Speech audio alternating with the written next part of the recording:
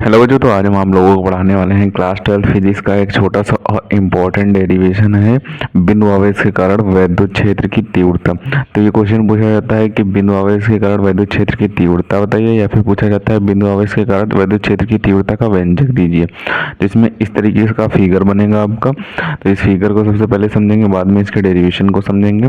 इस फिगर में क्या दिया हुआ है, इस फिगर में एक कोई क्यों बिंदु ले लिया गया है, बिंदु आवेश ले लिया गया है जो कि O बिंदु पर स्थित है, रखा हुआ है। इसे R दूरी पर दूसरा बिंदु R दूरी पर दूसरा बिंदु Q0 लिया गया है जो कि P बिंदु पर स्थित है। तो ये बिंदु रख दिए गए। इसकी जो वैद्युत क्षेत्र की तीव्रता निकालनी है, उसका जो परावैद्युतांक होगा वो K होगा हमारा, और इसकी हमें वैद्युत क्षेत्र की तीव्रता निकालनी है। आप किसी भी बिंदु पर निकाल सकते हैं, तो हम P बिंदु पर वैद्युत क्षेत्र की तीव्रता ज्ञात करेंगे कि P बिंदु पर बिंदु आवेश के कारण वैद्युत क्षेत्र की तीव्रता क्या होगी, तो उसे हम ज्ञात करेंगे। तो हम सबसे पहले अब देख लेते हैं कि इस फिगर में दिया क्या हुआ है। तो फिगर में जो दिया हुआ है वही यहाँ पे लिखा है। तो फिगर में दिया माना एक बिंदु आवेश क्यों है, यानी कि ये बिंदु आवेश क्यों है। आप प्लस क्यू भी ले सकते हैं, क्यू भी ले सकते हैं।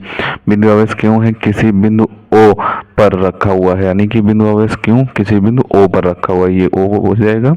और इससे R दूरी पर एक बिंदु P है, यानी कि इससे इस बिंदु से R दूरी पर एक बिंदु P है जिस पर Q0 आवेश रखा हुआ है, यानी कि जो Q0 आवेश रखा हुआ है इस बिंदु P पर Q0 आवेश रखा हो गया है। अब इस Q0 को परीक्षण आवेश भी बोलते हैं और आवेश भी बोल सकते हैं। इस Q0 को परीक्षण आवेश बोलते हैं। तो इस Q0 P बिंदु पर Q0 आवेश रखा हुआ है। अब आगे दिया हुआ है कि मानव माध्यम का परावैद्युतांक क्या है, यानी कि इस जो माध्यम ये जो वैद्युत क्षेत्र है इसका माध्यम जो परावैद्युतांक होगा वो K होगा, परावैद्युतांक K होगा। और तब कूलम के नियम के अनुसार F बराबर 1/4πε0 K हो जाएगा और Q0/r² हो जाएगा। तो अब जो हमें वैद्युत क्षेत्र की तीव्रता निकालनी है वो किस बिंदु पर निकालनी है, बिंदु P पर निकालनी है। तो हमें बिंदु P पर वैद्युत क्षेत्र की तीव्रता क्या होगी, तो वैद्युत क्षेत्र की तीव्रता का फॉर्मूला होता है E बराबर F/Q0।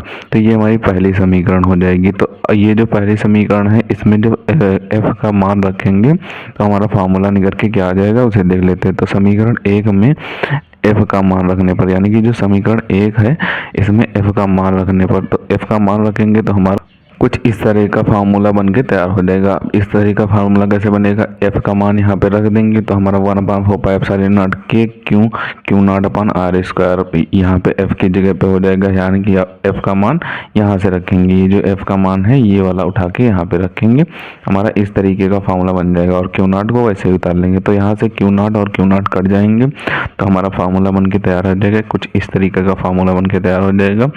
E बराबर 1/4πε0 K Q/r², इसे ब्रैकेट में कर देंगे तो ये हमारा फार्मूला बन के तैयार हो गया। अब ये जो K है ये निर्वात में है, तो K का मान निर्वात में 1 हो जाएगा। तो हमारा फार्मूला क्या बन के तैयार हो जाएगा, E बराबर 1/4πε0 Q/r²। तो ये हमारा मेन फार्मूला वैद्युत क्षेत्र की तीव्रता का निकल के आ जाएगा। तो इस तरीके का जो फार्मूला है यही फार्मूला आपका वैद्युत क्षेत्र बिंदु आवेश के कारण वैद्युत क्षेत्र की तीव्रता का मेन फार्मूला है। तो यही आपका बिंदु आवेश के कारण वैद्युत क्षेत्र की तीव्रता हो जाएगी। तो आप इसका ऊपर से सबसे पहले स्क्रीनशॉट कर लें। अब बचे हुए पार्ट का स्क्रीनशॉट करें और जो नीचे पार्ट बच गया है उसका भी स्क्रीनशॉट कर लें।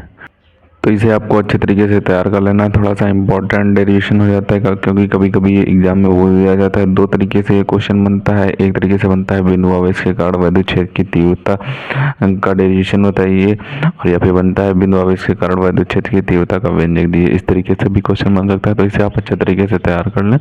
मिलते हैं किसी नए वीडियो में नए टॉपिक के साथ, तब तक के लिए धन्यवाद। और अगर अभी तक आपने हमारे चैनल को सब्सक्राइब नहीं किया तो सब्सक्राइब जरूर कर लें, क्योंकि हम इसी तरीके से क्लास 12 से रिलेटेड इंपॉर्टेंट टॉपिक पर वीडियो डालते रहते हैं।